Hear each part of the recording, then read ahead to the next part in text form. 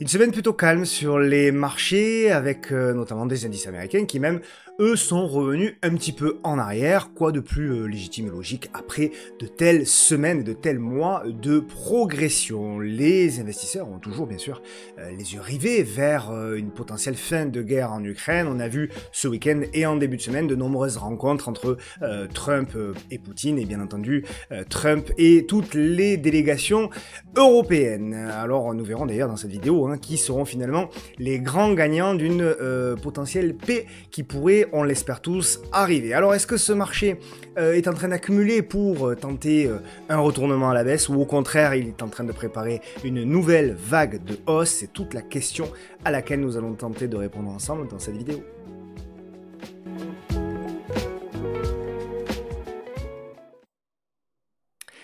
Bonjour à toutes et à tous et bienvenue sur votre nouvelle vidéo hebdomadaire Bourse Trading et Investissement qui s'intitulera cette semaine le parrain. Comme d'habitude, le petit message d'avertissement qui stipule que le contenu de cette vidéo est à unique but pédagogique et informatif. Pour me retrouver sur les différents réseaux sociaux, vous avez tout qui s'affiche sur cette page.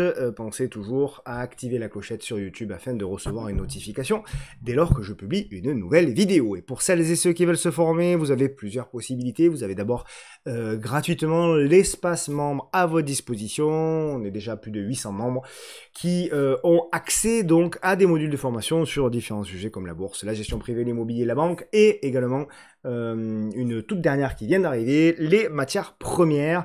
Donc voilà, vous avez des petits modules de formation, des articles, des mini-vidéos, des extraits vidéo également de vidéos anciennes mais qui sont intemporelles pour vous former tranquillement sur des choses qui sont encore une fois intemporelles et surtout qui peuvent voilà, qui sont comment dire, justes, on va dire, peut-être pas professionnels, on va pas aller jusque là, mais en tout cas que j'estime être juste. Et pour celles et ceux bien sûr qui veulent aller plus loin, vous avez le programme historique de MTT Trading Premium.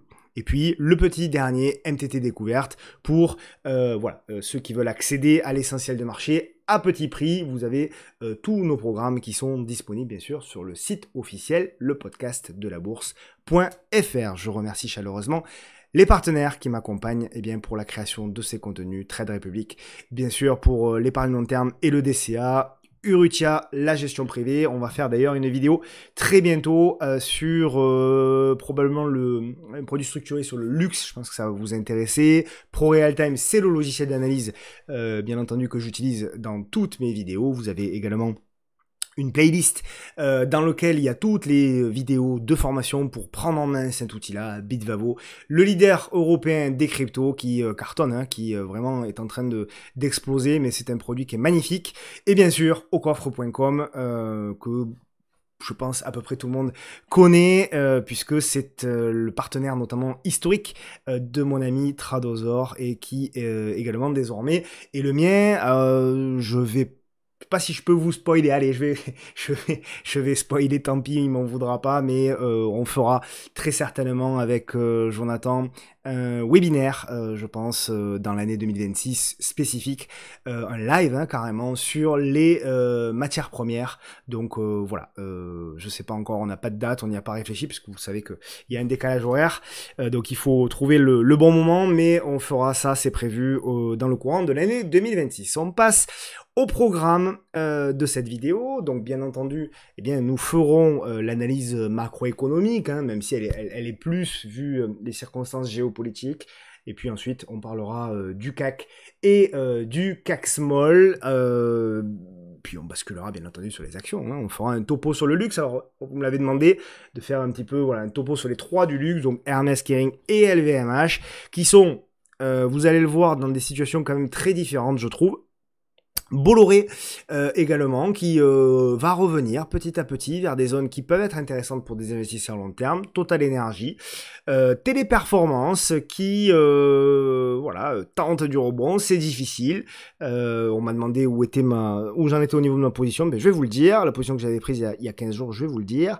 Alstom également, Soprasteria qui est un petit peu en difficulté, Alten toujours en difficulté, Derichebourg qui elle par contre est plutôt pas mal, Solution 30 on en a pas mal pas mal parlé, apparemment il y en a pas mal qui en parlent sur les réseaux, donc on va revenir dessus. SideTrade, Nacon, Reworld Media, qui a fait son break la semaine dernière, qui est revenu un petit peu en arrière, Nanobiotics qui s'arrête plus, c'est vrai, hein, depuis ces dernières semaines, absolument impressionnant. De chez RSI qui cale, Solocal qui est en train de construire, c'est intéressant, Nextedia, pareil, qui a entamé un petit retournement à regarder, SMCP qui continue, Recticel qui est toujours dans sa congestion, Pernod Ricard qui a tenté un retournement, Walter Kluwer qui n'en finit plus de baisser, Renault qui tente un rebond, Forvia qui se relance, Capital B Blockchain qui elle a beaucoup de mal à se relancer, JDE Pit c'est un titre qu'on traite beaucoup nous sur le salon MTT, mais dont sur les réseaux on parle extrêmement peu, et pourtant c'est un titre que je trouve intéressant, Stellantis qui est toujours dans la difficulté mais qui tente de se relever, Click Digital c'est un titre dont on a beaucoup parlé, notamment sur le trend de 2019-2020,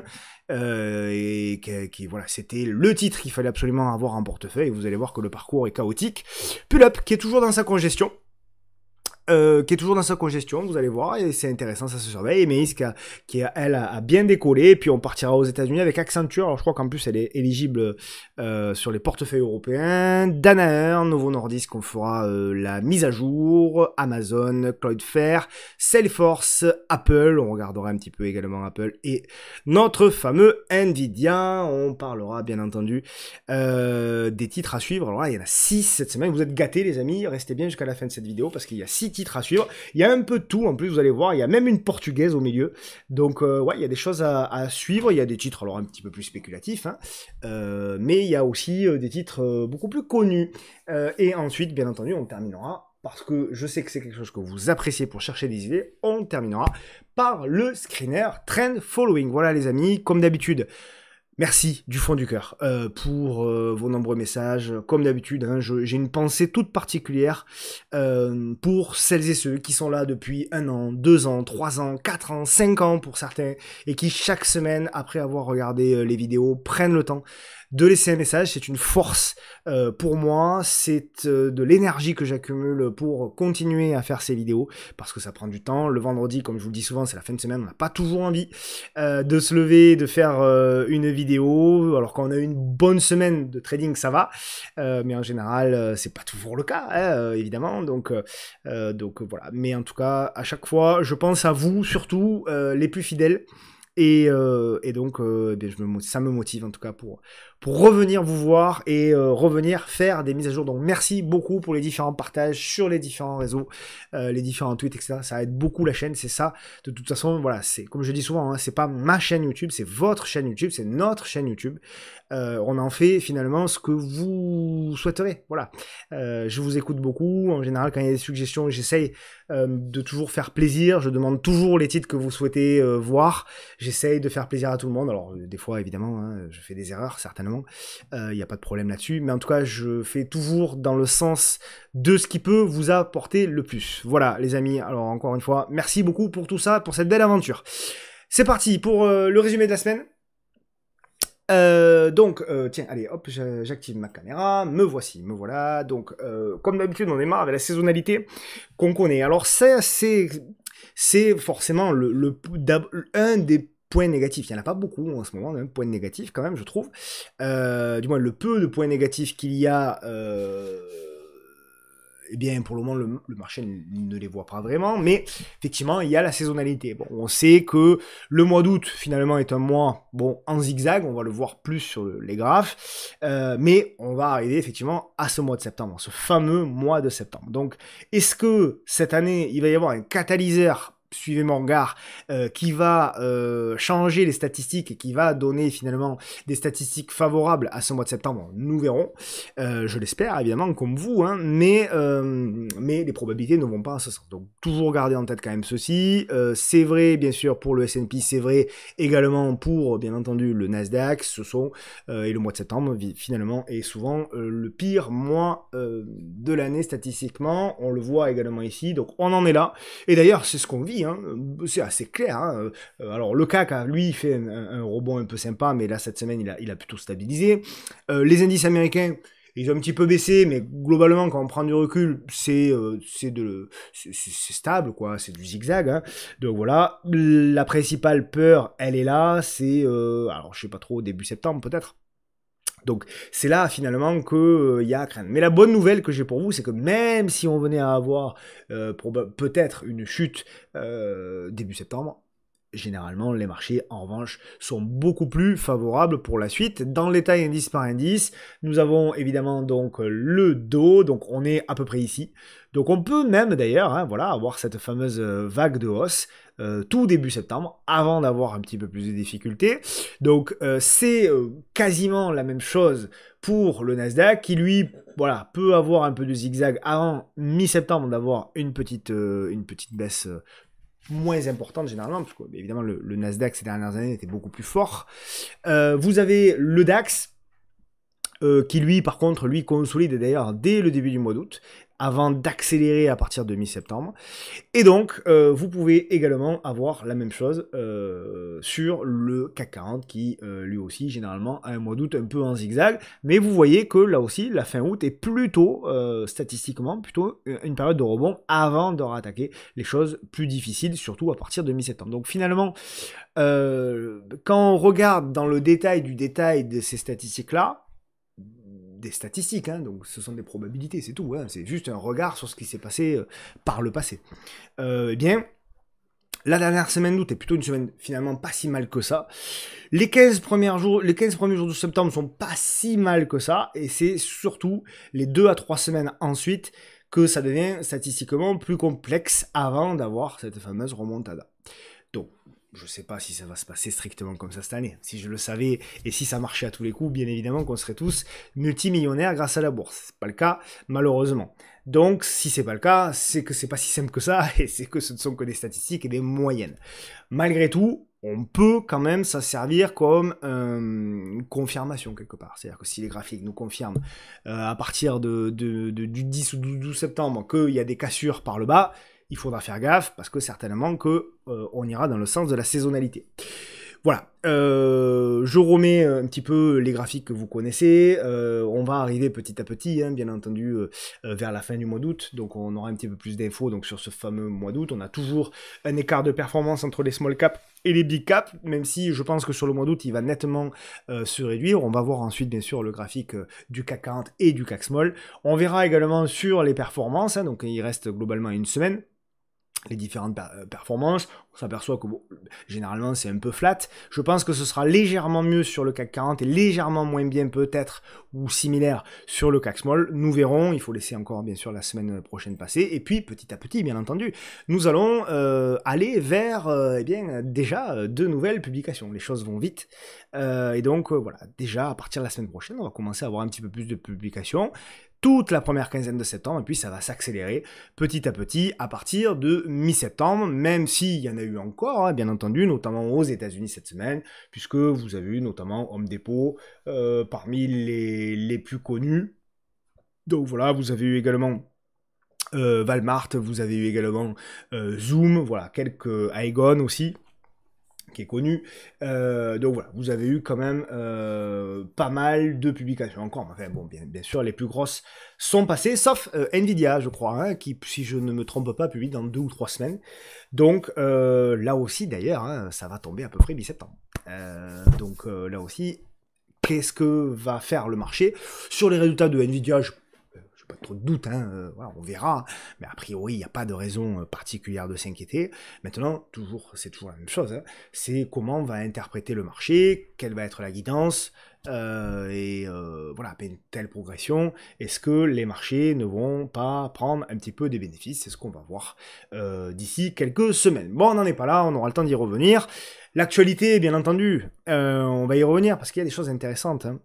Sur la géopolitique. Donc bien sûr, vous avez vu, on s'était quitté vendredi, et juste avant Alors c'est marrant parce que je vous disais, voilà, je vous disais la rencontre Trump-Poutine, tout le monde disait que c'était impossible, que Trump n'arriverait jamais à faire quoi que ce soit. Et puis finalement, on s'aperçoit que, comme je vous l'indiquais, tout le monde a envie que cette guerre s'arrête. Tout le monde a envie que cette guerre s'arrête. Parce que, encore une fois, Trump, voilà, pour les raisons que je vais expliquer plus tard, a tout intérêt à ce que ça s'arrête. Poutine, au-delà des hommes, bien sûr, qui est la principale principales préoccupations et pour moi le plus horrible évidemment dans une guerre, au-delà de l'argent, etc., c'est les pertes humaines. Donc je pense quand même que Poutine, ça lui fait pas plaisir d'avoir perdu des soldats russes. Donc lui, il a aussi tout intérêt. Zelensky, c'est une évidence. Et l'Europe, c'est une évidence aussi, puisque l'Europe a donné beaucoup d'argent. Et de l'argent en Europe, on en manque. Donc finalement, quand même, tout le monde a intérêt que ça s'arrête le plus rapidement possible. Les sanctions contre la Russie maintenues, donc le secrétaire d'État, donc ça c'était en Alaska, hein, c'était, alors je sais plus, c'était vendredi je crois, vendredi ou samedi, c'est vendredi il me semble. Le secrétaire d'État a tout de même critiqué les sanctions occidentales qui n'ont selon lui pas changé le cours de la guerre en Ukraine. Cela ne veut pas dire que les sanctions ne sont pas appropriées, cela veut dire qu'elles n'ont pas porté ses fruits, et ce alors que Donald Trump a choisi donc une nouvelle approche que celle des sanctions en rencontrant Vladimir Poutine. Donc on a appris quand même des choses intéressantes hein, dans cette rencontre-là, quand on lit un petit peu entre les mots. On s'aperçoit quand même que Poutine a été, je parle au tout début de la guerre, ou même avant le commencement de cette guerre, Poutine a été isolé par les Américains et par le gouvernement précédent. Ce qui m'étonne pas, parce que pour moi, quand on veut vraiment attaquer un pays, on laisse pas des chars 15 jours à la frontière en disant je vais attaquer, on attaque.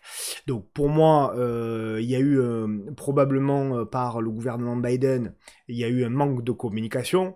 Encore une fois, dans ces, comment dirais-je, dans ces moments-là, pour moi, il n'y a pas le bon et le mauvais. Hein. Pour moi, c'est un ensemble de personnes qui font que, pas forcément bienveillantes, qui font qu'on arrive à une situation comme celle-ci. Bon, voilà, donc en tout cas, ce qu'on a compris par les mots de Poutine, c'est que bah, il a été globalement isolé. Et pour le coup, le seul, et là, pour le coup, alors des fois, on me dit que je défends un petit peu Emmanuel Macron, mais le seul à l'époque, il faut s'en souvenir quand même, qui a fait l'effort d'aller en Russie, même s'il a été plutôt reçu avec cette fameuse photo avec la table, etc.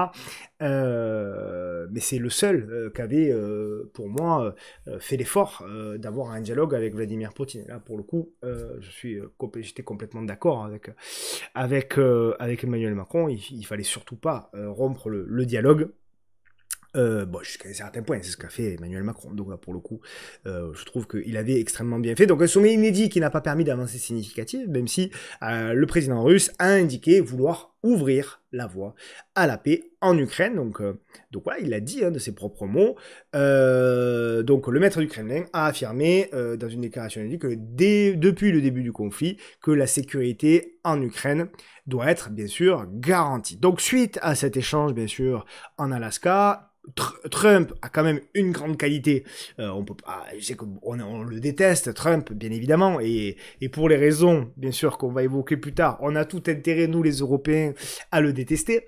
Mais on peut pas lui enlever cette qualité-là, c'est que c'est un monsieur qui va vite. Donc très rapidement, il a reçu bien sûr bien ses homologues.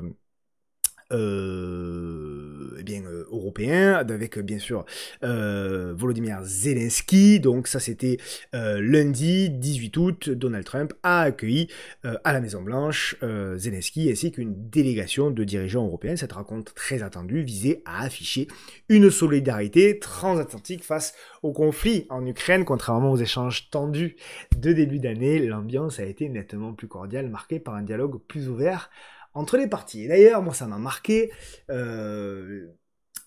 J'ai vu sourire presque... C'était presque trop de Donald Trump. C'est un Donald Trump souriant. Un Donald Trump qui dit des compliments à tous les dirigeants européens. Emmanuel Macron est mon ami. Giorgia Meloni est une grande dirigeante qui est là pour longtemps, ce sont ses mots. Le dirigeant dont j'ai oublié enfin, qui est difficile à prononcer, le dirigeant allemand, qui est un homme fort, puissant, etc.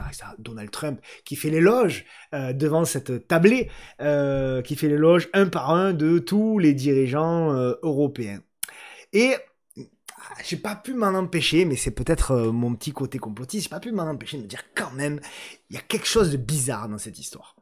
Et on va y revenir et on va comprendre pourquoi Donald Trump était aussi content. L'objectif principal était d'explorer les pistes de sortie de crise et d'évaluer les risques, les garanties de sécurité à apporter à l'Ukraine. Zelensky a insisté sur la nécessité d'un soutien militaire et diplomatique solide, tandis que Trump a évoqué un modèle de garantie inspiré de l'OTAN tout en excluant l'envoi de troupes américaines. La réunion s'est déroulée dans une atmosphère conciliant Zelensky, multipliant les marques de reconnaissance envers Trump. Ce dernier a également proposé l'idée d'un futur sommet réunissant bien sûr États-Unis, Ukraine et Russie.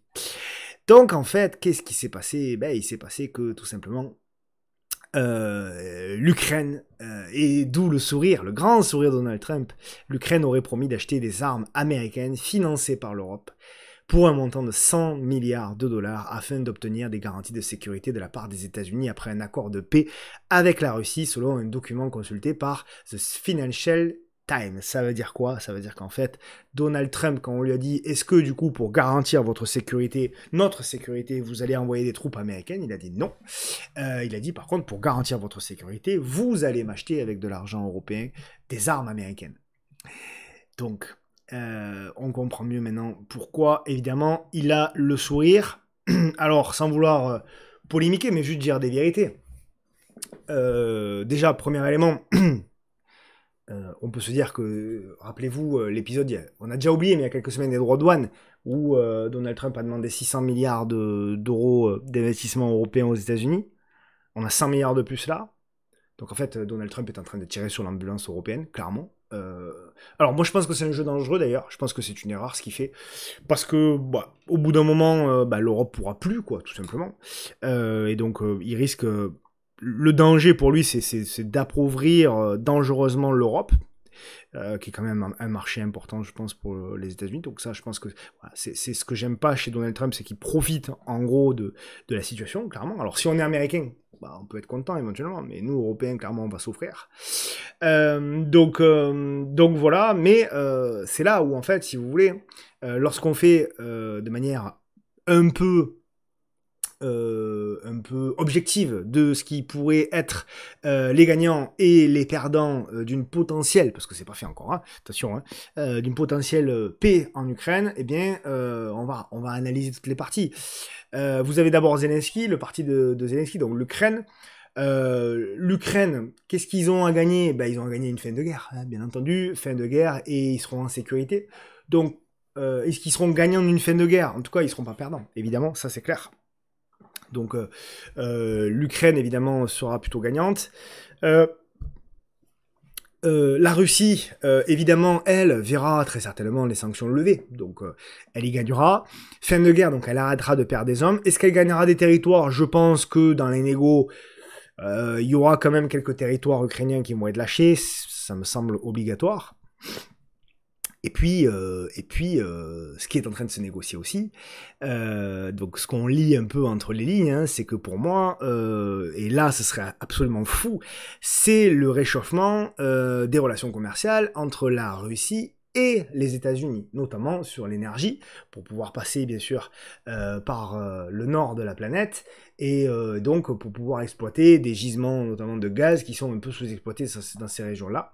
Et donc Trump aimerait clairement bien augmenter la production de cette région-là, faciliter les échanges avec la Russie et ainsi faire notamment baisser le prix du pétrole, ce qu'il a promis notamment aux Américains dans sa campagne. Donc la Russie finalement serait quand même plutôt gagnante d'une fin de guerre, puisque peut-être que les relations commerciales avec les États-Unis s'amélioreraient, et donc voilà, il a tout intérêt, Poutine, à dire oui.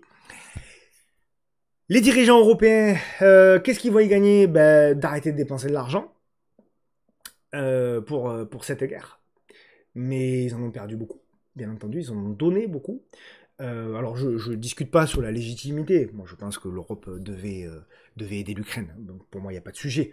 Mais malgré tout, si financièrement parlant, l'Europe a évidemment perdu beaucoup d'argent, et surtout ne va pas en récupérer, il est peu probable, elle, en revanche, contrairement aux États-Unis, que les relations commerciales se réchauffent avec la Russie. Donc à mon avis, même s'il y a un accord de paix, on n'est pas prêt de racheter demain matin du gaz russe. Donc voilà, les terres rares en Ukraine, on n'en exploitera pas. Les États-Unis vont le faire, mais d'ailleurs j'en ai pas encore parlé, mais des États-Unis, mais les États-Unis vont le faire, mais probablement pas nous. Donc voilà, et en plus on va devoir acheter des armes américaines. Donc voilà. Donc je vois pas trop finalement à part évidemment sur le plan humain, mais je vois pas trop, bien entendu, de grands points positifs pour l'Europe. Et évidemment, pour moi, le grand gagnant, ce sera les États-Unis. Parce que les États-Unis, finalement, si tout ça aboutit, Donald Trump aura finalement fait des deals avec l'Europe, droits de douane plus investissement européen. Il aura fait des deals avec les Russes. Il aura fait un deal avec l'Ukraine pour explorer les terres rares et récupérer l'argent qu'il a prêté, entre guillemets, prêté à l'Ukraine. Il va bien sûr réchauffer également voilà, potentiellement les relations avec la Russie, ce qui voilà, potentiellement même peut-être à terme un rapprochement avec la Chine, qui sait. Et il ne manquerait plus que Donald Trump remporte le prix Nobel de la paix, et là franchement, ce serait quand même incroyable. Donc voilà, la réalité c'est celle-ci. Encore une fois, c'est pas un jugement. Hein. Moi, je suis pas pro-Trump, pro-Poutine, pro-Macron. Je l'ai déjà dit. Tous ces hommes politiques voilà, ne m'intéressent pas vraiment. Par contre, j'essaye juste, voilà, de faire une analyse objective.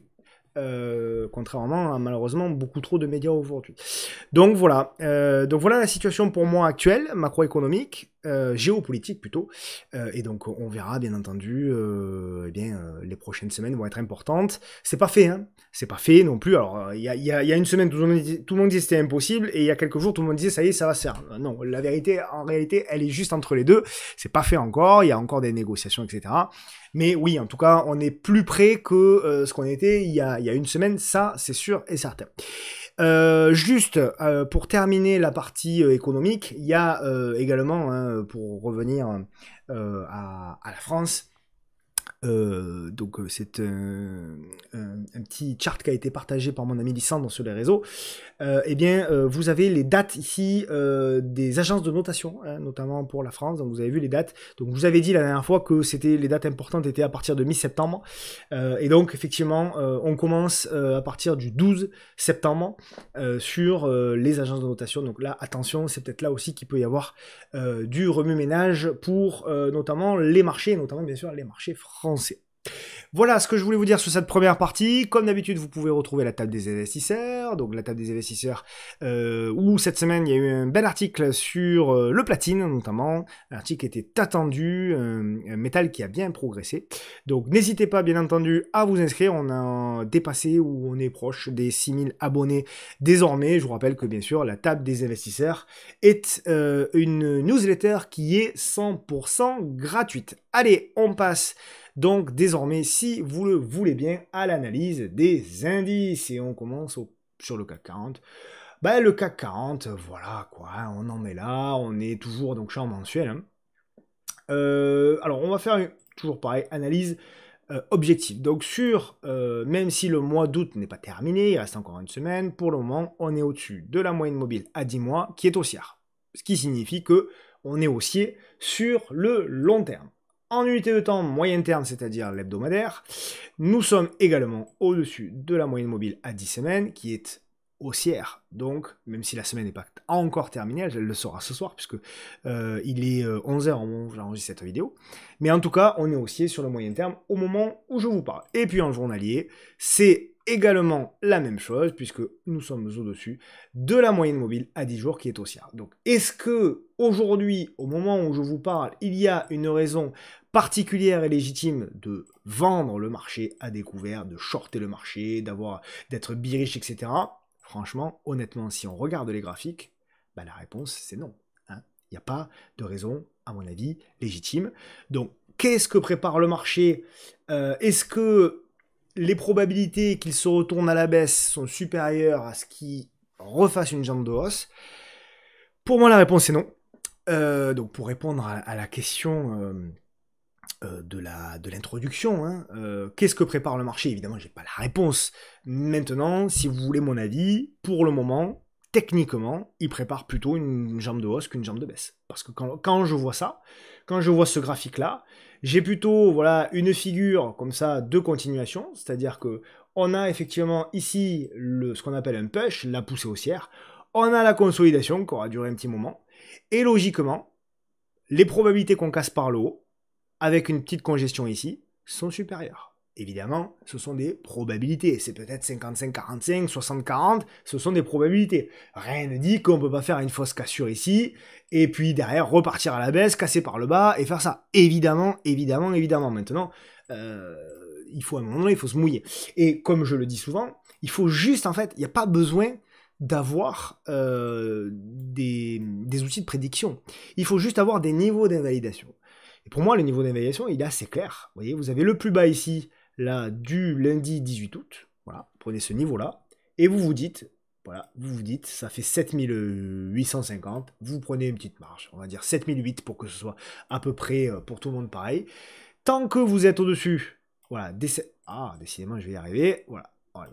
Tant que vous êtes au-dessus des 7008, d'accord, d'ailleurs ça je peux l'effacer, tant que vous êtes au-dessus des 7008, il n'y a vraiment aucune raison, pour moi, d'être vendeur sur le marché. Vous pouvez avoir une figure qui peut durer quelques temps, qui soit peut dès la semaine prochaine casser par le haut, d'ailleurs s'il y a un catalyseur, ou même peut durer un petit peu plus avant de casser par le haut. Là où on s'inquiétera, c'est effectivement si on réintègre et si on passe sous les 7008. Et là on se dira, pas bon, effectivement, on commence à être un petit peu plus en danger, etc. Mais à ce stade, pour moi, ce que je vois, c'est de la construction au-dessus de la M10 qui est haussière. On a une semaine de pause. Pour ceux qui ont vu le live de dimanche, le live MTT qui a été public, qui a été proposé pour tous les abonnés des investisseurs, vous vous souvenez ce qu'on disait, on attendait une semaine de pause, c'est exactement ce qu'on a eu. Un petit peu de volatilité, mais pas énormément. Évidemment, très peu de volume. On savait bien que fin du mois d'août, ça allait pas être la folie sur les marchés, surtout sur les marchés européens et surtout sur le CAC 40. Mais globalement, voilà, pour moi, à ce stade, il n'y a pas de raison légitime de vendre, en particulier. Voilà, pour le CAC Small, bah lui, il s'est globalement tassé la semaine dernière, mais ce qui est assez intéressant, hein, c'est que lui, il a encore, donc voilà, la semaine dernière on avait tracé ça, donc finalement c'était plutôt ça, on s'en fiche un petit peu d'ailleurs, mais regardez un petit peu aujourd'hui, plus 1,30, on break, casse par le haut, donc on continue de relancer sur le CAC Small. Alors, ça, pour moi, effectivement, c'est un graphique qui va finir par se retourner, de toute façon. Hein. Lorsqu'on voit le graphique mensuel, voilà. Autant, comme je vous disais, sur voilà, les zones de repli, il faut investir. Autant sur les small caps ici, bon, c'est compliqué de venir investir lourdement pour du long terme ici. D'accord? Maintenant, on peut encore continuer à progresser, etc., avant de voir un retournement plus tard. D'accord? Donc, pour le moment, il n'y a rien à dire. On est peut-être un petit peu en excès, mais on sait aussi que le CAC Small a été porté par certaines valeurs biotech qui ont explosé, etc. Donc, il faut le pondérer. Mais, pour le moment, voilà, vous voyez, quand on regarde un petit peu dans le détail, quand on essaie d'avoir une analyse objective de la situation actuelle, graphiquement, techniquement, il n'y a pas, à mon sens, de motif d'être vendeur sur les marchés au moment où on se parle. Après, une fois qu'on a dit ça, est-ce que ça veut dire pour autant qu'on doit investir lourdement sur le long terme maintenant? Pour moi, la réponse est non. Parce que les valorisations sont élevées. Parce que techniquement, quand même, on commence à arriver sur des niveaux, pour moi, un peu excessifs. Et donc, on peut continuer. Mais on est quand même sur des niveaux excessifs qui, pour moi, finiront par se retourner. Et donc, il faut faire gaffe. On a vu d'ailleurs cette semaine, tiens, je n'avais pas prévu de vous la mettre, mais je peux la mettre quand même. Vous avez vu des actions comme Palantir, par exemple. Voilà. Alors, quand on regarde Palantir sur du mensuel, voilà, finalement, bah, quand on regarde le graphique, on ne la voit même pas, finalement, la correction. On dit oui, c'est une bougie qui a été plus ou moins vendue. Sauf que, quand vous êtes à court terme, bah, si vous avez acheté là-haut, bah, vous avez subi une baisse quand même de 25%. C'est pas rien. C'est pas rien, 25%. Hein, en quelques jours, en quelques heures parfois. Mais voilà, les valorisations sur certaines valeurs sont effectivement encore très très hautes. Palantir, bon, pour le coup, c'est quand même un peu extrême. Mais le momentum n'est pas cassé. Et comme je le dis souvent, la valorisation a moins d'importance pour le marché que le momentum. Ce que le marché, d'abord, regarde, c'est le momentum, c'est la force acheteuse. Toujours, toujours. N'oubliez jamais que le momentum peut venir briser toutes vos certitudes, qu'elles soient fondamentales, qu'elles soient techniques. D'accord? Vous pouvez avoir un PER de 200, si le marché veut continuer à acheter votre action, et si elle est en tendance haussière, elle continuera à acheter votre action et elle le maintiendra en tendance haussière. Point à la ligne. C'est la même chose sur la technique et l'analyse technique. Vous pouvez avoir un RSI à 90. Si le marché veut continuer à acheter votre RSI à 90, votre action va continuer de monter. Point à la ligne. Donc voilà, c'est pour ça qu'il faut faire attention. Par contre, à l'inverse, lorsque vous avez des PER à 200, par exemple, et que vous voyez un momentum qui est en train de se retourner à la baisse, c'est là où il faut faire gaffe, parce que là, par contre, souvent, on attaque des corrections beaucoup plus importantes. Voilà, grosso modo, ce que je voulais vous dire sur un petit peu cette introduction technique. On passe désormais donc aux actions de manière individuelle. Hermès, toujours. Alors, Hermès, vous avez indiqué cette zone-là. Hop, je fais un petit peu de ménage, cette zone-là en hebdo. Voilà, donc bon, nous y sommes, globalement. Il y a des petites réactions. C'est insuffisant pour moi, pour le moment. Il va falloir que, bien sûr, voilà, ça se relève. Mais la première zone, elle est là. On voit que le marché la voit bien, comme nous, puisque, voilà, on voit les 2-3 bougies avec des petites réactions. Pour le moment, c'est insuffisant. Est-ce que c'est une zone d'achat long terme? Non. Pour moi, la zone d'achat long terme, la première zone d'achat long terme intéressante, c'est là. Elle est 1007. Globalement.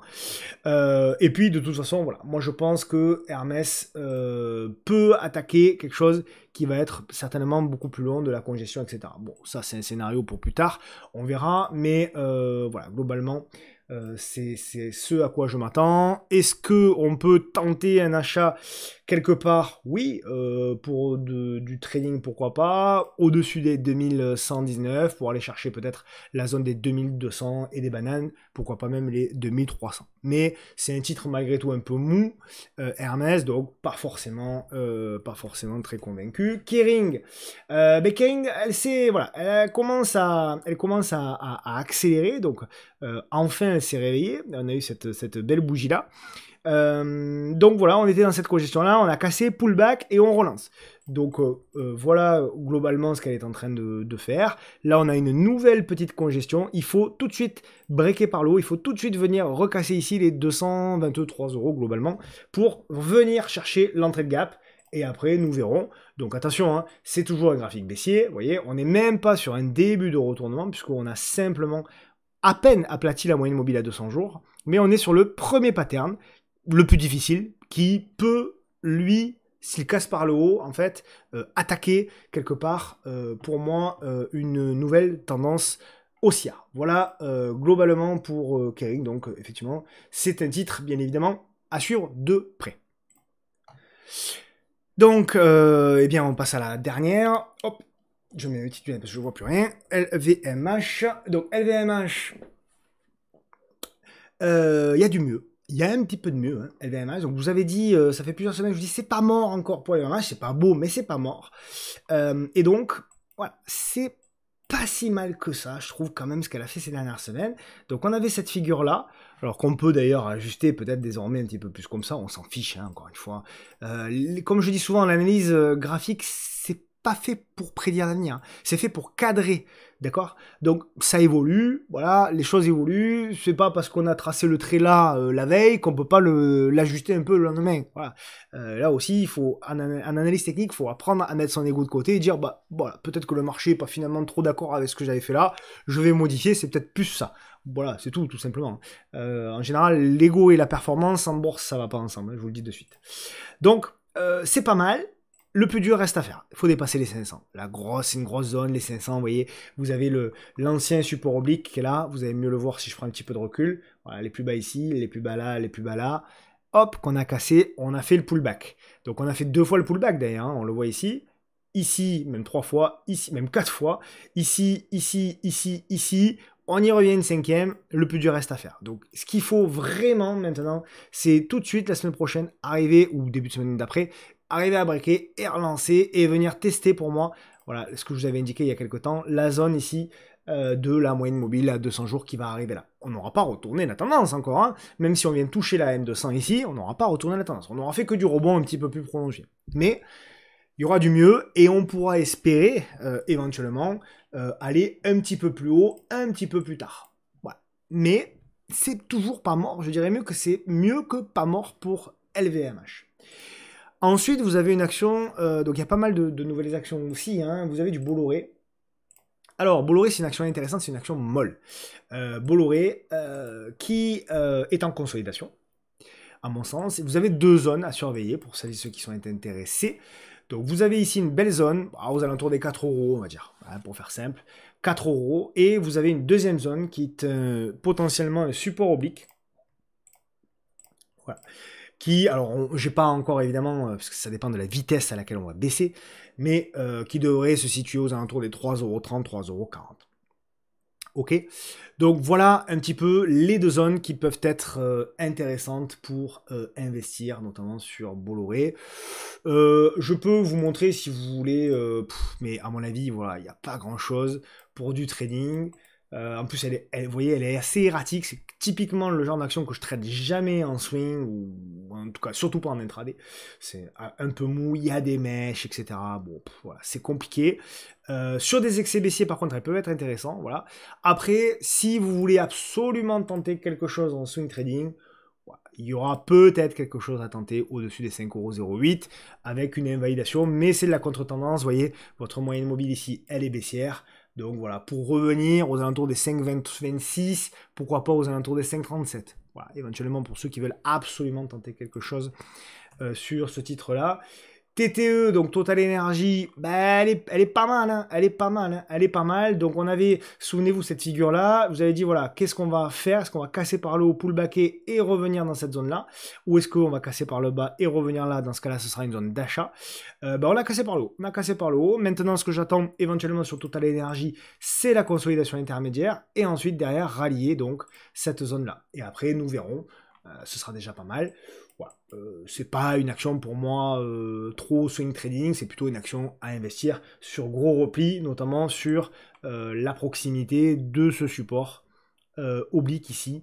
Donc voilà, si on fait un nouveau plus bas sous les 47, on pourra à nouveau s'y intéresser. Après, ceux qui veulent trader, bon, vous pouvez trader, hein, bien sûr, hein, mais voilà, pour moi, c'est plus une action sur laquelle plutôt on va investir pour un portefeuille long terme, bon père de famille. Alstom, pour moi, il n'y a pas besoin de la mettre sur du long terme, parce que sur du long terme, c'est pas très intéressant. Voilà, pour du long terme, c'est pas très intéressant. Voilà, c'est une espèce d'immense range depuis 20 ans. Bon, voilà. Par contre, là où c'est assez intéressant, parce qu'elle est quand même assez volatile, c'est sur le court terme. Et sur le court terme, ben, ça confirme un peu ce qu'on pensait il y a quelques semaines. Donc, on a briqué cette oblique-là, on a fait le pullback, on a relancé, et là, on a une super congestion. On a vraiment une très très belle congestion, ça m'intéresse. Donc sur Alstom, voilà, très belle congestion, donc il va falloir breaker tout ça. Il va falloir breaker tout ça par, pourquoi pas, le dépassement. Alors soit ici des 21,80, soit les plus agressifs au-dessus de la bougie du jour, peu importe. Le stop, il est assez simple, que vous soyez agressif ou pas, les stops, ils sont là. Et après, ben, revenir, je pense déjà dans cette zone-là, hein, les 22, 91, quelque chose comme ça. Et puis ensuite, plus si affinité, quoi. Donc voilà, vous avez une zone ici, vous avez la zone ici, la grosse zone ici, voilà, vous avez quand même des choses assez intéressantes, donc c'est pas mal. Voyons les volumes. Voilà, les volumes sont en baisse, bon, après il y a la saisonnalité bien sûr il fait, mais les volumes sont en baisse, donc c'est plutôt quand même une config, je trouve, assez intéressante sur Alstom à suivre. Ensuite, vous avez du Sopra. Bon, Sopra Steria, pour moi aussi, hein, alors c'est une très très belle valeur, mais pour moi, voilà, c'est une valeur quand même, globalement, voilà, c'est une valeur sur laquelle, bon, on ne peut pas trop, voilà. Hop, je la trace correctement, voilà. Pour moi, il y a encore de la place à la baisse. Ah, je refais. Il y a encore de la place à la baisse. Est-ce que, alors, elle a déjà bien baissé, comme je vous dis, elle a baissé de 37% récemment. Là, elle repart à la baisse. Donc, je sais pas trop. Alors, effectivement, il y a un petit support là, mais il me plaît pas. Il me plaît pas. Je pense que si on fait un troisième retour, ça tiendra pas. Par contre, la première zone qui m'intéresse, c'est plus celle-là, qui devrait d'ailleurs correspondre plus ou moins à cette zone de support-là. Donc c'est cette zone, moi, qui m'intéresse si on y va. 120, 117, on verra, mais globalement, cette zone-là. Après, vous avez une deuxième en support horizontal qui devrait se situer par là, voilà, un peu large. Donc entre les 63 et les 75, ça peut être une deuxième zone qui peut être intéressante, d'accord ? Donc voilà, peut-être en accumulation sous les 130 jusqu'au 113 et en accumulation sous les 77 jusqu'au 63. Voilà, les deux zones qui peuvent m'intéresser. Celle-ci, si vous êtes vraiment très agressif, mais pour moi, c'est pas forcément hyper intéressant. Alten, elle a toujours beaucoup de mal. Hein. Alten, beaucoup de mal. Donc, on s'appuie sur la MM200. Change pas mon analyse. Cette MM200 mensuelle, si elle tient, tant mieux. Je suis pas persuadé qu'elle va tenir. Donc, on verra. Zone d'investissement intéressante là et là. J'ai pas trop changé mes analyses précédentes là-dessus. Donc voilà. Il n'y a pas grand-chose à faire. Peut-être quelque chose à tenter si on arrive à breaker ici. Voilà, pour jouer un petit peu de retournement, mais c'est de la contre-tendance. Voilà. Il faut quand même éviter globalement de passer des trades, comment dirais-je, sur des valeurs qui sont trop baissières. Comme je vous dis, souvent, lorsque par exemple le week-end vous décidez, ou dans la semaine vous décidez de prendre 10 trades swing, vous pouvez prendre de la contre-tendance. C'est pas gênant, moi j'en prends, c'est pas gênant. Ce qui est gênant, c'est que si vous prenez 10 trades et que vous en prenez 9 à contre-tendance, ça c'est gênant.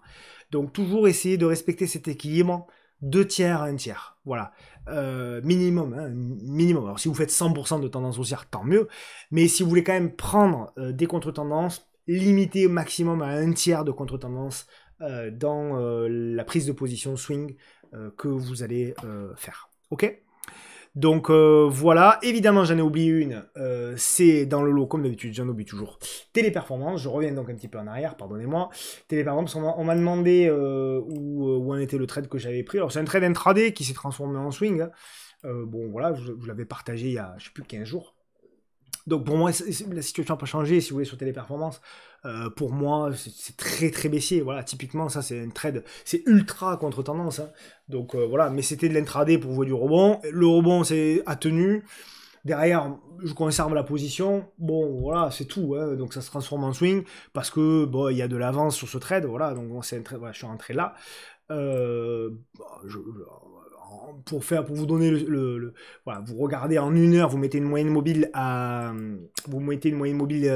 10 en 1 heure et vous trouverez mon point d'achat assez facilement. Donc voilà, derrière après j'ai voulu tenir, il y a eu la consolidation violente d'ailleurs, j'ai failli sortir, mais j'ai tenu. Derrière il y a une belle congestion qui a cassé par le haut et là à nouveau il y a une belle congestion. Donc voilà, le stop est remonté.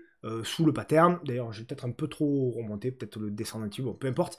En tout cas, voilà, l'idée globalement c'est déjà revenir, je l'espère, attaquer l'entrée de gap, et après on verra, et je vais essayer de tenir. À partir du moment où le momentum va péter, à partir du moment où la M10 va péter, très certainement que je serai plus là pour accompagner Téléperformance. Mais pour le moment, oui, pour le moment, ma foi, le rebond tient, mais il va falloir bien sûr que les marchés tiennent également sur Téléperformance. Donc voilà un petit peu. De Richebourg, donc de Richebourg, c'est une position que l'on a également sur MTT. Donc je vous montre le graphe hebdo, voilà, que j'aimais bien. Donc voilà, il y avait deux obliques, on a cassé.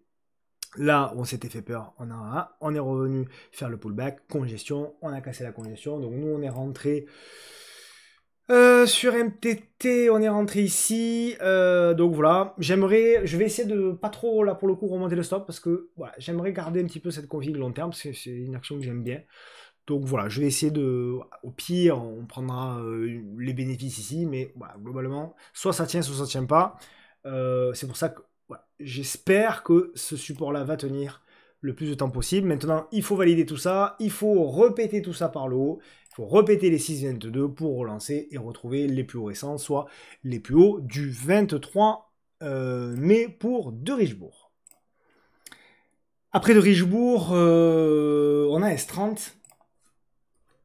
Alors, S30, eh bien voilà, elle est vraiment pas mal, donc c'est une config dont je vous ai parlé. Alors apparemment il y en a qui sont pas d'accord, il y en a qui trouvaient que la config était moche, je sais pas, moi je trouvais que la config était pas mal, voilà, il n'y avait pas de...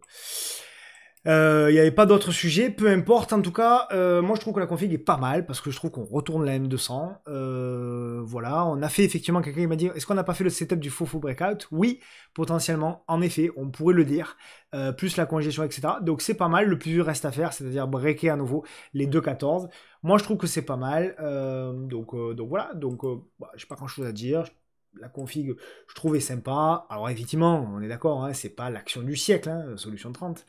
Mais je trouve que, voilà, je trouve que la config est vraiment pas mal. Donc il faut continuer à suivre le titre. Tant qu'on est au-dessus de la M10 journalière, il n'y a pas de raison en particulier de sortir. SideTrade, pour moi, on n'est pas encore sur des niveaux intéressants. Je vous l'ai mis en mensuel. Voilà. Donc, alors il peut y avoir des rebonds, hein, comme là, il y a des rebonds, etc. Bien entendu. Alors c'est un titre magnifique, hein, SideTrade, acheté par beaucoup de géants, etc. Je la vois potentiellement dans un canal haussier. Si on arrive peut-être sous les 180 jusqu'au 165, ça peut être une zone d'accumulation. Pour ceux qui en veulent une deuxième, au cas où, la deuxième, elle serait plutôt là, sous les 127 jusqu'au 114. Donc voilà, j'ai pas grand chose à dire. Oui, il y a du rebond parce que vous avez également une petite. Alors, on peut aller la voir si vous voulez en intraday, en journalier. Voilà, on la voit peut-être mieux en journalier. Il y a une petite zone effectivement de polarité, hein, qui a fait résistance ici, support là, support là, support là. Donc effectivement, il y a du rebond, mais voilà, c'est pas tout à fait une zone d'opportunité. Sur un chouïa plus gourmand sur SideTrade pour aller chercher la zone en dessous. Bon, Nikon, on en a beaucoup parlé de Nikon précédemment. Hein. Vous le savez, on s'est intéressé à Nikon à partir du moment où on a cassé ici, là, au mois de juin, 7 mois immobile à 10 mois. Et depuis, bah, ça cartonne. Elle a clairement suivi, voilà, on avait dit ici la congestion, cassure, pullback, on redémarre. L'objectif, il est toujours le même pour moi sur Nikon. Hop, je la mets là. Le TP, il est là. Voilà, la zone de polarité qui avait fait support ici, support là. Support ici, support là. Revenir, tester ça et après nous verrons. Voilà, c'est très propre Nikon à ce stade. Donc, bah, pas grand chose à dire pour le moment. Reworld qui a fait, dont on parle, hein, bien sûr, depuis de nombreuses semaines, qui a fait tout ce qu'on a souhaité. Donc, on avait proposé, souvenez-vous, un achat au-dessus des 1,81 et derrière, voilà, on a bien breaké, on a gagné 20%. Hein, donc, voilà, quand on gagne 20%, vous devez prendre une partie de vos bénéfices. Minima, déjà, vous protéger, voilà, prendre une partie de vos vies, vous protéger, et après, qu'est-ce qu'on doit espérer maintenant sur Reworld? Eh bien, que ceux qui ont loupé cette magnifique congestion-là, eh bien, profitent d'une nouvelle congestion intermédiaire, voilà, qui va elle aussi casser par le haut. Et donc, eux prendront le second pattern plus haut, avec une cassure, par exemple, des 2,15.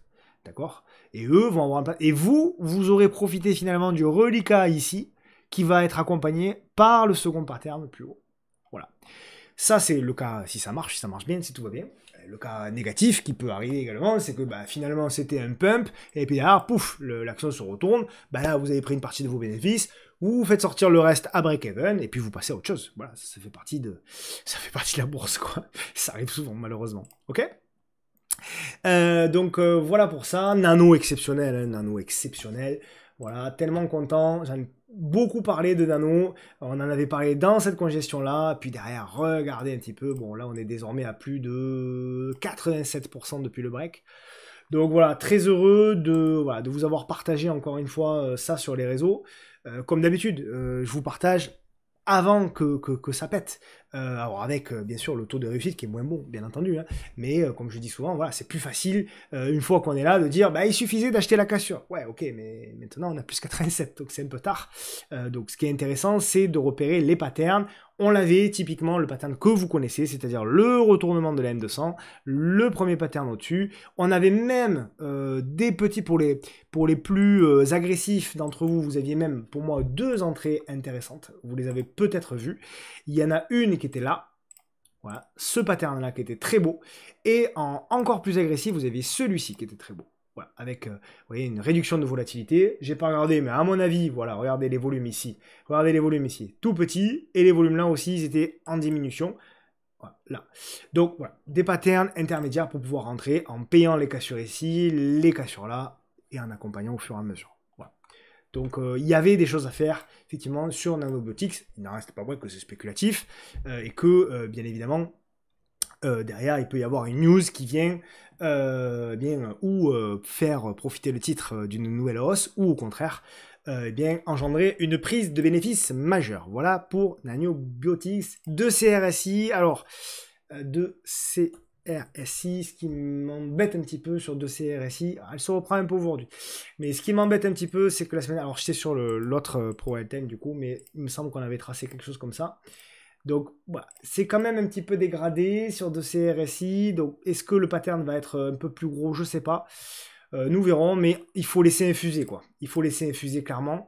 Parce que là, j'ai pas encore, c'est pas clair quoi. Voilà, c'est pas assez clair. Donc touchez pas trop de CRSI pour le moment, à part en intraday ou à part si vous avez une conviction, ça c'est autre chose. Mais voilà, est-ce que c'est un pattern un petit peu plus gros qui va se dessiner ou pas? J'en sais rien. Je pense que c'est pas fait. Il faut attendre des réductions de volatilité. Il faut attendre que ça mûrisse un peu. Tout comme d'ailleurs sur local. Donc c'était un des titres à suivre, souvenez-vous aussi. C'était là, derrière ça avait bien pété. Et donc j'avais dit on attend le pattern intermédiaire. Bon ben il semblerait qu'on soit, je l'espère, en train de le faire. Voilà. Donc là aussi, un petit peu de patience. La volatilité petit à petit est en train de se réduire. Et nous allons tranquillement construire notre figure. Tranquillou. Voilà, comme d'hab. Voilà, alors là par contre, je me fais Steven Spielberg. Est-ce que c'est ça? Est-ce que c'est ça? J'en sais rien. On va voir, le marché va nous le dire. Mais s'il nous valide quelque chose comme ça, alors là, on aura éventuellement le pattern pour pouvoir tenter un achat. Ou alors un petit peu plus haut. Encore une fois, ça peut être ici la tasse, ici la hanse et qu'on fasse le pattern là. Mais dans les deux cas, c'est de l'achat. C'est juste le plan qui changera en fonction du niveau d'achat. Et le stop, vous le mettez bien sûr à chaque fois sous le pattern là ou sous le pattern là. Bon, c'est assez simple. Hein. Ok? Donc là aussi, il faut laisser encore un peu infuser. On n'y est pas encore, mais ça se regarde. Ouais, ça se regarde. Nextedia qui a beaucoup souffert. Alors plusieurs personnes m'en ont parlé sur les réseaux, parce qu'effectivement il y avait un très beau pattern technique ici. Donc avec une très grosse congestion, il y avait même un double top ici, voilà. Il y avait également voilà, très peu de volume, donc il y avait tout. Mais là, pour le coup, c'est du rebond technique pour le moment. Donc voilà, effectivement, il y avait un achat potentiel, vous pouviez aller chercher jusqu'à 11% maintenant. Mais pour moi, c'est un titre encore malheureusement en grande souffrance. On avait tenté ici, on espérait s'installer au-dessus des 63 centimes. On l'a vu, on l'a légèrement dépassé. Et puis derrière, pas terrible. Alors c'est pas mort, hein, attention. Hein, de toute façon, en bourse, rien n'est jamais mort. Hein. Mais voilà, peut-être qu'il va falloir un petit peu plus de temps pour Nextedia. Le point par ailleurs positif, c'est que vous êtes quand même toujours, vous avez quand même tenu cette oblique long terme là en rouge. Donc malgré tout, dans la difficulté, on a encore tenu. Donc désormais, on peut encore, tant qu'on tient de toute façon, hein, tant qu'on tient ce range sur Nextedia, et tant qu'on reste au-dessus de cette oblique, on peut encore avoir de l'espoir. Voilà, c'est pas mort totalement. Vous pouvez très bien avoir un scénario où on consolide, on revient là, et puis là, effectivement, on fait la congestion, et finalement, on finit par breaker et attaquer une nouvelle tendance. Ça peut le faire. Là où par contre on commencera à être inquiet, c'est si on repasse sous les 43 centimes. Et alors si on repasse sous les 38 centimes, là par contre, attention, il va y avoir du grabuge. D'accord? Mais à ce stade, on n'y est pas encore. D'ailleurs, la tendance, elle est très neutre. Hein. Regardez la moyenne mobile à 200 jours, elle est plate, ce qui signifie bel et bien que vous êtes dans un range en fait. Donc ce range peut durer, d'ailleurs il peut durer des mois, il peut même durer des années d'ailleurs. Et c'est la sortie de ce range en général qui va donner une nouvelle direction, je pense, au titre. Ok? Alors ensuite, j'essaye de rien oublier, nous avons SNCP qui est magnifique. Hein. Oh, là aussi c'est un titre qu'on a... Voilà, on en a tellement parlé de SNCP. C'est pour ça, de me faire des mises à jour. Mais en fait, ça, moi, j'aime, si vous voulez, ça me met toujours mal à l'aise de vous parler des titres en explosion parce que j'ai toujours peur, en fait, qu'il y ait des gens qui rentrent en plein FOMO, en fait. C'est pour ça que j'évite. Voilà. On en avait beaucoup parlé, souvenez-vous, dans la cassure, le pullback. On le voit mieux en nuit de temps hebdo, peut-être. Voilà. On en avait beaucoup parlé, souvenez-vous, sur la cassure, le pullback. Donc là, effectivement, toutes les semaines, j'en parlais, parce que pour moi, le point d'entrée idéal, il était là. Là, alors, le pattern est beau, hein. Là, ici, là, vous avez un super pattern, hein. Là, il faut être honnête, le pattern est beau. Il est haut, mais il est beau. là, au-dessus des 6,66, franchement, c'est pas mal. Avec un stop, à vous de voir comment vous le mettez, mais franchement, c'est pas mal. Réduction des volumes, etc. Voilà, donc pourquoi pas. Mais voilà, je préfère toujours vous parler des titres en début, en première cassure, etc. Après, le reste, c'est à vous de voir, c'est à vous d'accompagner, c'est à vous de gérer. Moi, je suis plus là, je me régale plus, je prends plus de plaisir, si vous voulez, à vous parler des titres en amont, avant qu'ils explosent, avant qu'ils prennent, comme d'habitude, là, 80%, et vous dire, ah ben vous voyez, c'est facile, il suffisait d'acheter le pullback. Non, trop tard, il fallait le dire avant. Donc je préfère le dire avant, quitte à avoir, encore une fois, des marges d'erreur, c'est pas grave. Mais voilà. Par contre, là, oui, c'est vrai que le pattern est pas mal. Ouais, pas mal du tout. En plus, il y a cette fameuse carotte, je vous en avais parlé, avec OPA, etc. Bon, donc ça peut jouer. Donc à suivre, ouais, quand même, éventuellement pour du trading. Ça peut éventuellement le faire. Ensuite, vous avez, pour mes amis belges, Recticel. Alors, c'était un titre à suivre il y a de ça quelques semaines de mémoire. Et on est toujours, si vous voulez, dans la même situation. Voilà, pour moi, sur Recticel, on est toujours dans la même situation. Donc, ça va bouger. Ça va bouger. Pour moi, on peut même déclencher éventuellement un signal d'achat au-dessus des 11,08. C'est un mensuel, hein, c'est un pattern mensuel même. Invalidation sous les 9,58 et on peut aller chercher même ici les 13,18. Pourquoi pas ici les 14 et éventuellement plus haut. Voilà, grosso modo, ce qu'on peut éventuellement faire. Pernod qui, eh bien, grosso modo, est pas mal. Donc, on avait proposé cette zone, comme d'habitude, hein, là, voilà, les plus hauts là, les plus bas là, etc. Cette zone d'investissement. Donc, elle a bien réagi pour le moment. Maintenant, voilà, on n'est encore que sur un pattern, un premier pattern. Hein, donc, vous voyez la M200 là, qui est en train de baisser, qui est en train de s'aplatir. Donc, ce que je veux maintenant, moi, sur Pernod, c'est mon petit zigzag, ma petite construction, ma réduction de vol, pour ensuite redémarrer. Et là, on dira, ah, Pernod Ricard n'a pas fait qu'un rebond de 20%, elle entame peut-être une nouvelle tendance haussière. C'est ce qu'on souhaite. Walter Kluwer, alors c'est un titre que j'aime beaucoup, que j'ai beaucoup tradé par le passé, donc c'est coté à Amsterdam. C'est un titre que j'ai beaucoup tradé. Voilà, en même temps qu'elle traîne, hein, il y avait de quoi faire.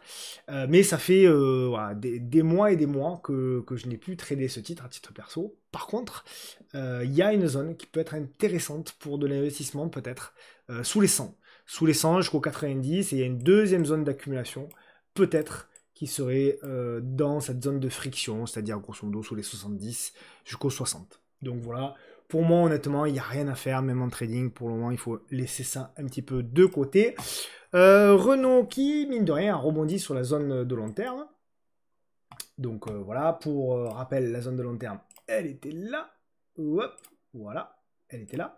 Donc voilà, on y est. Il y a même un support mensuel qui est très beau. Il est là. Voilà. Toc, toc, toc, toc, toc, toc, toc. Ouais, j'avais déjà tout tracé. Bon, peu importe. Voilà. Donc, souvenez-vous, hein, ce qu'on disait, on était là. Mois de septembre, j'ai rien touché. Hein. Je vous avais dit revenir ici et après derrière consolidation et revenir là. Bon, du coup, on est allé beaucoup plus vite dans la conso. Donc, ça se regarde. Et là, il faut surveiller ça de près. Il faut surveiller ça de près car. Hop. Alors, j'efface un peu tous mes dessins parce que là, ça devient le pire que ma chambre. Hop. Voilà. Donc ça, c'est pas mal. Et on attend désormais. Donc on a cassé l'indice hein, de mémoire. Voilà, on a cassé l'indice. On vient s'y appuyer. Donc là, tout de suite, il faut redémarrer. Hein. Tout de suite, la semaine prochaine, pour Renault, il faut redémarrer. Il faut casser tout ça, là, les 3 bougies baissières, par le haut, repéter ce niveau-là et repéter les 33,90. Réintégrer ce niveau-là et ensuite s'attaquer notamment au gap et à toute cette zone-là. Donc évidemment, c'est très baissier. Mais c'est pas mort, là aussi, et évidemment, ça va dépendre, bien entendu, vous l'avez compris, également des indices, et notamment du CAC 40, bien sûr. Ensuite, dans le même secteur, globalement, vous avez du Forvia, qui est canon. Alors, qui est canon, hein. Qui est canon, qui est canon. Attention, à court terme, hein, là on a juste voilà, fait ici donc le double appui, on génère du rebond. Alors pour les traders c'est super, hein, parce que vous avez un rebond de 123%. On est compte un peu, c'est fantastique. On voit même pas le rebond, C'est vrai, hein, quand on regarde le graphique mensuel, on se dit, mais en fait, c'est un tout petit rebond. Ben, ça fait 123% le rebond. C'est pour ça que c'est intéressant aussi, les grosses tendances baissières, des fois, vous voyez. Donc voilà, c'est plutôt pas mal. Donc on continue effectivement là aussi la tendance haussière. Voilà. Donc on peut même, hein, tracer, hein, on peut même se dire, voilà, tant que vous êtes là. Après on commence à arriver effectivement sur les premiers niveaux de résistance. Il va falloir péter ici les 11,86 pour continuer à relancer. Mais pour le moment, franchement, c'est plutôt pas mal. Forvia. Ensuite, vous avez du Capital B, donc l'ancien blockchain group. Voilà. Bon, on en a beaucoup parlé, là aussi, la fameuse Green Line Break, je sais pas quoi, là, qui fait soi-disant des miracles. Bon, ben, le miracle, il fait moins 70% hein, si vous avez payé la cassure. Bon, voilà. Maintenant, moi, je trouve que fondamentalement, depuis longtemps, hein, alors certains, dans les commentaires, il y a de ça quelques mois, avaient pas mal gueulé. C'est le moins que l'on puisse dire. Quand je dis attention, méfiez-vous, faites attention, dès que le momentum va casser, ça peut se retourner, etc. Bon, voilà. Derrière, effectivement, ça fait quand même globalement mal. J'ai pas mesuré entre les plus hauts et maintenant, mais à mon avis, vous avez une baisse de... Voilà, jusqu'au plus bas, ça fait moins 70, c'est ça. Donc voilà, oui, le momentum baissier s'affaiblit, oui, il y a une petite congestion, oui, on peut avoir un rebond, mais voilà, il faut patienter. Déjà, moi, un titre qui change de nom, déjà, c'est jamais très bon, en général. Hein, en règle générale, faites gaffe à ça. C'est pas des signes très positifs. Donc voilà, maintenant, évidemment, tout peut changer. Est-ce que ça peut être le nouveau Apple? Pourquoi pas? Moi, j'y crois pas vraiment. Voilà, maintenant, il va falloir casser tout ça. Encore une fois, pas d'a priori particulier, on s'en fout. Ce qui compte, in fine, c'est de revendre plus haut que ce qu'on a acheté. C'est ça qui compte en bourse. Hein. Vous pouvez acheter les meilleurs fondamentaux du monde, etc. Si vous vendez plus bas que ce que vous avez acheté, ça n'a aucun intérêt. Donc je préfère acheter une daube que je vais acheter là et revendre là, plutôt que d'acheter du Amazon que je vais acheter là et revendre là. D'accord? Donc n'oubliez jamais ça. C'est quand même le plus important en bourse, c'est de vendre plus haut que ce qu'on a acheté. Et donc, Capital B, certes, fondamentalement, pour moi, ça vaut pas grand-chose. Maintenant, après tout, si derrière, elle arrive à me breaker cette zone-là, donc on a fait un plus bas à 1,73, si elle arrive à me breaker cette zone-là, à consolider, à congestionner, bah, ma foi, je tenterai quelque chose. Nous, on avait acheté à l'époque, je me rappelle plus, je crois que c'était là. On avait acheté au-dessus des 55 centimes. Alors, on n'a pas fait tout le train, hein, je vous rassure. Nous, on avait vendu ici, puisqu'on avait vendu la veille des résultats. Bref, en tout cas, voilà, moi, je traite des flux, hein, c'est tout, hein, ni plus ni moins. Donc c'est juste qu'il faut tailler votre position, c'est-à-dire quand vous achetez un dossier qui fondamentalement est moins bon, bah, vous mettez des positions un petit peu plus petites, un petit peu plus prudentes. Voilà. C'est tout ce que ça change, hein, finalement. Donc voilà, donc ça se surveille, c'est pas mûr encore, mais ça se surveille. En tout cas, est-ce qu'il y a une baisse des volumes? Oui, il y a une forte baisse des volumes, donc voilà, ça va se regarder, notamment la semaine prochaine, pour du trading. Voilà, pour du trading. Il faut aussi, là aussi, faire la différence entre trader et investisseur.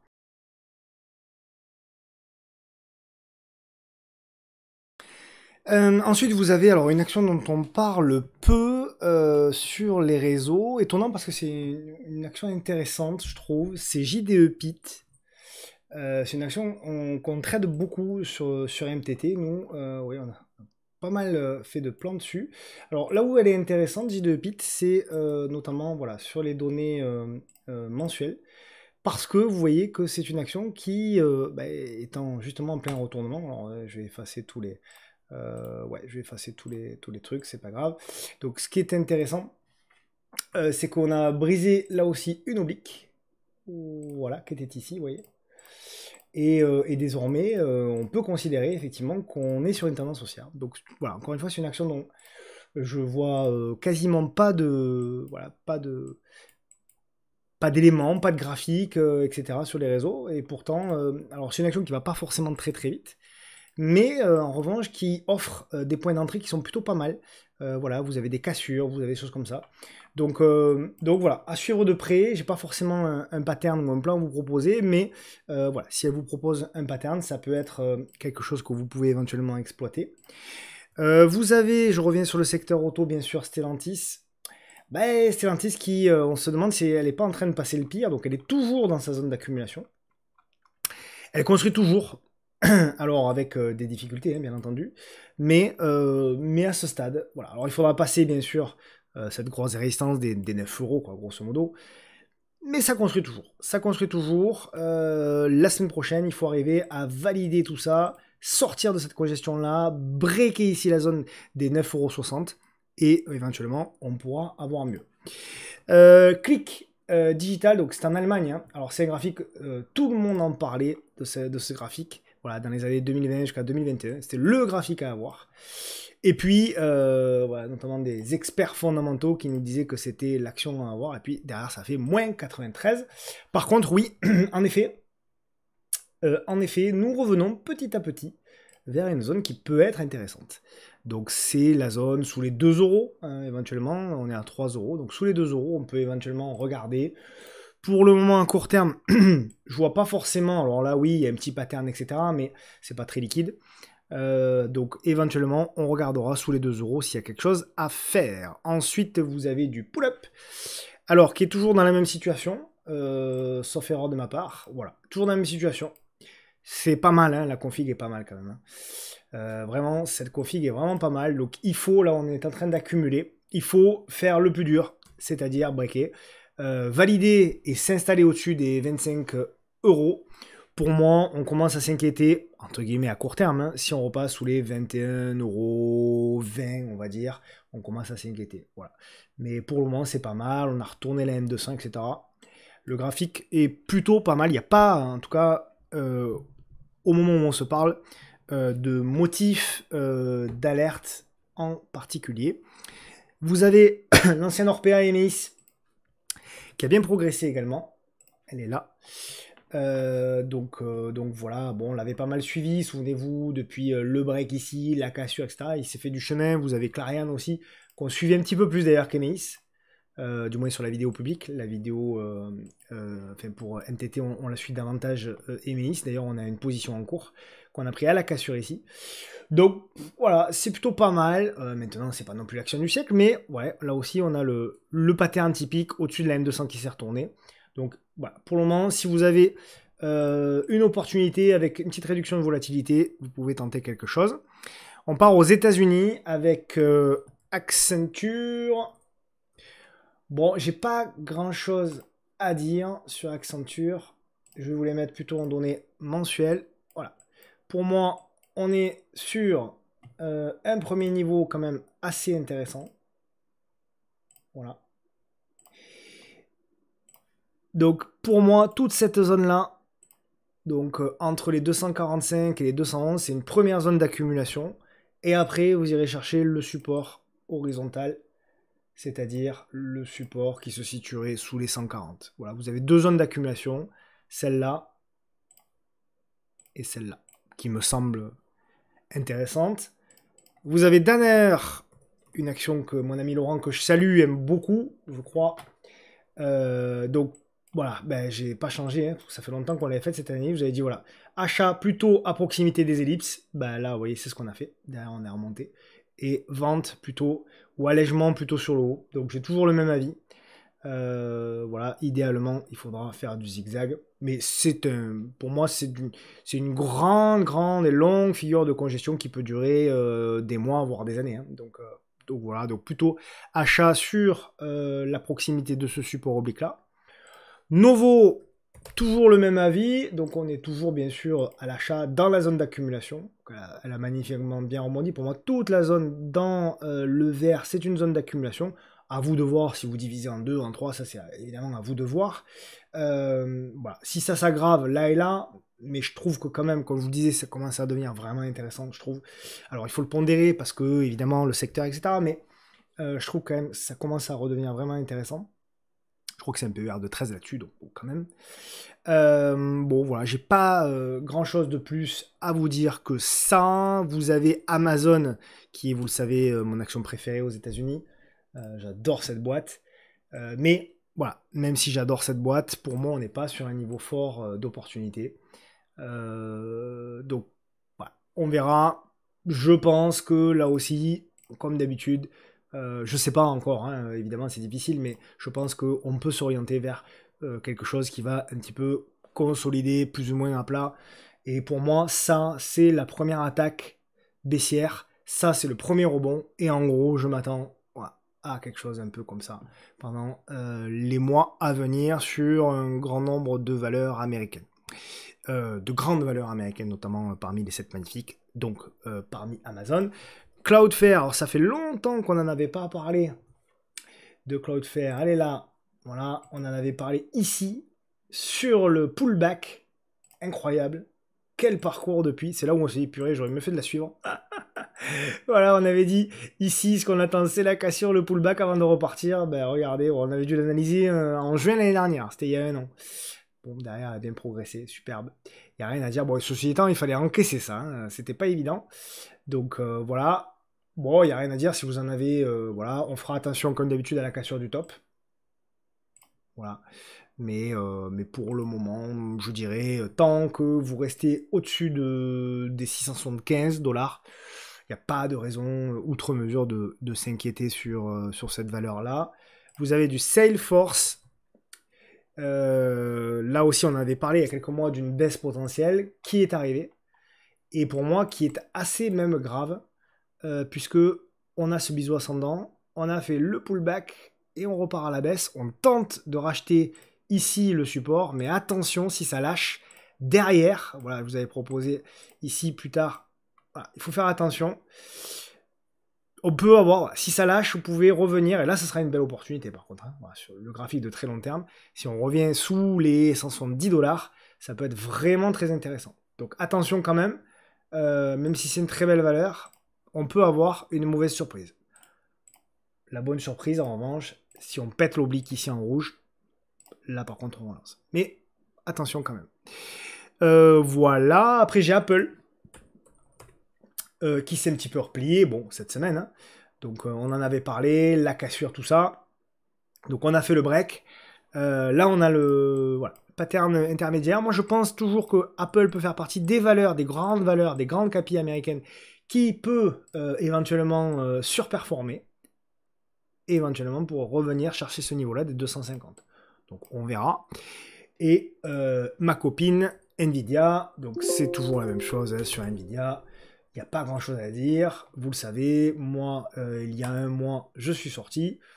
Voilà, alors, elle consolide, hein, on a perdu 8% depuis les plus hauts, ce qui n'est pas énorme, hein, pas du tout, hein, quand bien sûr on compare.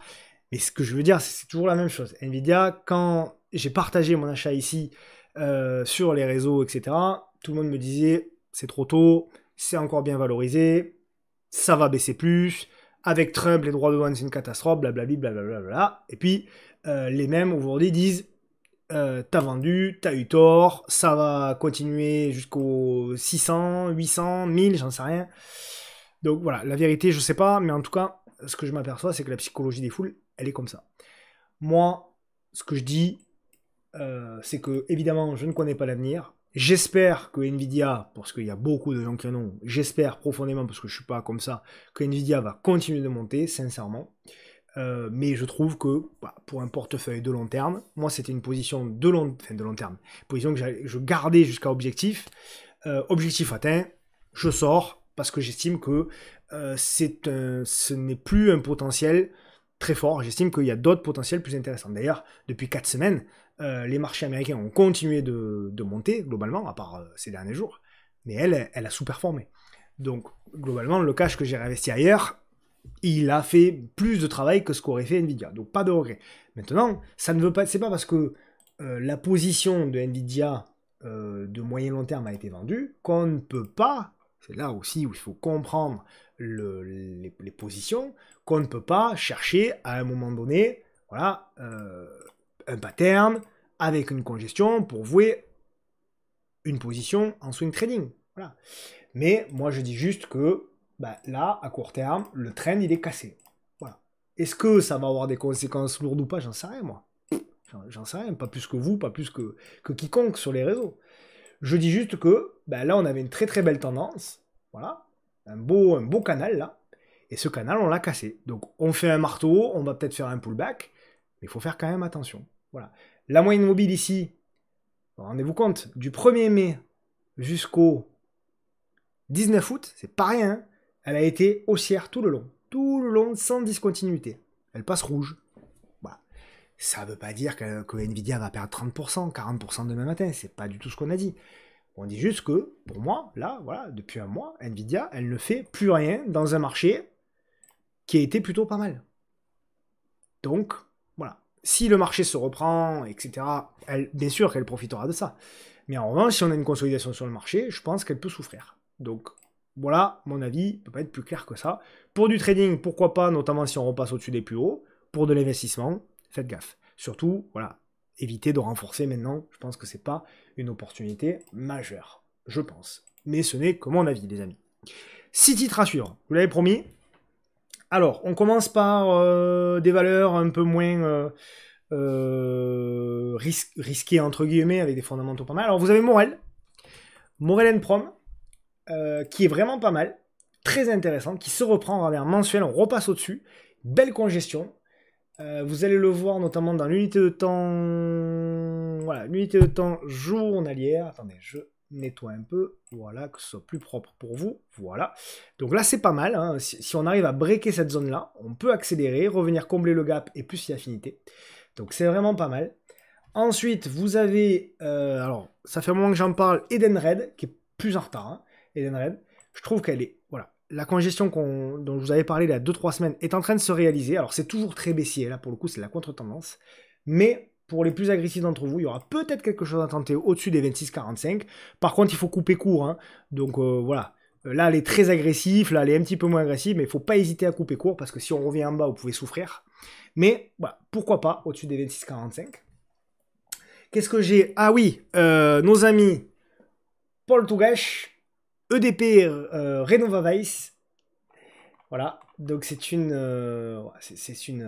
très belle société, mais qui s'est fait mal, mais qui se reprend petit à petit. Là, vous avez un petit pattern éventuellement à casser, donc ça se surveille, voilà. Au-dessus donc des, je sais pas, des 10,60 €, ça peut se tenter. Vous avez des gaps ici à aller chercher, etc. notamment. Ensuite, on descend un petit peu en qualité. Vous avez du bon duel toujours, qui n'arrive pas à confirmer, mais que c'est pas mort encore. Voilà, c'est pas encore mort. Voilà. Donc on est toujours dans le pattern. Donc à suivre aussi, puisque on est sur le pattern, vous avez vu, au-dessus de la moyenne mobile qui se retourne. Donc voilà, je ne sais pas exactement à quoi va ressembler finalement. Il faudrait un truc plus joli que ça. Voilà, il faudrait éventuellement quelque chose comme ça, une congestion, etc. Et ensuite breaker. Donc à suivre également. Vous avez donc côté spéculatif, vous en avez deux. Vous avez Crossject, et oui, Crossject, voilà, qui est là. Crossject, donc comme vous voyez des plans, hein, c'est pas toujours des plans que j'ai pris, je vous rassure. Parce qu'il y en a certains qui doivent se dire, mais il achète toutes les actions. Non, non, je vous rassure, je n'achète pas toutes les actions, j'ai pas le cash pour, mais c'est juste des plans en fait. Quand je fais de la pédagogie sur MTT, etc., je montre des positions, j'explique, etc. Et après je laisse en fait, j'efface pas. Donc voilà. Ne vous inquiétez pas, je n'achète pas toutes les actions. C'est pas parce qu'il y a un plan que j'ai assez l'action. Sinon je vous le dis en général quand j'ai acheté. Donc voilà, le pattern est pas mal. Donc on peut faire encore un petit tour en bas. Mais ce qui me fait dire que c'est plus intéressant que là et que là, c'est, vous le voyez, la congestion. Donc pourquoi pas au-dessus des 1,72 €, valide sous les 1,57 €. Et après, pourquoi pas aller rechercher les 1,98, les 2 €, etc. Donc plutôt pas mal. Et la dernière, une controversée EuroAPI, qui est ici. Donc, ah ben d'ailleurs, elle a bien démarré. Je suis un peu deg parce qu'il y avait un beau pattern. Bon, elle a un peu démarré. Bon, c'est pas grave. Donc, elle est très en retard, évidemment. Mais voilà, je trouve qu'on a fait quand même un socle. Oh, pardon, c'est pas le bon. Je trouve qu'on a quand même fait un socle ici. Donc voilà. Ce qui est intéressant également, c'est que ici, on a breaké. Voilà. La petite congestion, donc ça se regarde. Dommage, c'est dommage qu'on a, voilà, on a déjà parti ce matin parce que je voulais vous proposer éventuellement au-dessus des 3,23. Donc invalidation de toute façon, voilà, si on repasse sous les 2,95, quelque chose comme ça, pour éventuellement au EuroAPI, c'est spéculatif, vous pouvez avoir une mauvaise news, donc attention là aussi à la taille des positions. Et vous l'attendez évidemment comme chaque semaine, le screener Trend Following, il est là le screener. Voilà, donc vous pouvez bien entendu le retrouver également. Le code est accessible sur l'espace membre, donc toutes les valeurs qui sont en tendance haussière. Donc vous voyez quand même généralement, dans un marché moyen comme aujourd'hui, bah, vous avez quand même la majorité des actions qui sont en vert, Bivax, Capital B, donc on en a parlé tout à l'heure, Terra Nexus. Alors, il n'y a pas que... Il faut trier, hein, et ça ne veut pas dire qu'il faut acheter tout le screener, mais parfois, vous pouvez trouver des patterns intéressants, puis ça permet d'avoir des idées, et ça permet au moins de s'assurer d'avoir un filtre et d'acheter globalement des actions qui sont, elles, toujours en tendance haussière. Merci beaucoup pour vos nombreux messages. Voilà, les réseaux sociaux et les messages privés, les commentaires, les likes, les engagements ne font que progresser et n'ont fait que progresser ces derniers mois. Donc un immense merci pour la publicité que vous faites. Évidemment, je vous souhaite un très bon week-end, peut-être la fin des vacances pour certains parmi vous. On se retrouve avec grand plaisir vendredi prochain, si tout va bien. En attendant, je vous souhaite bien sûr un bon week-end, ou alors, comme je vous l'avais dit, de bonnes fins de vacances si vous avez encore la chance d'y être. Je vous embrasse. Bon week-end, à plus, ciao.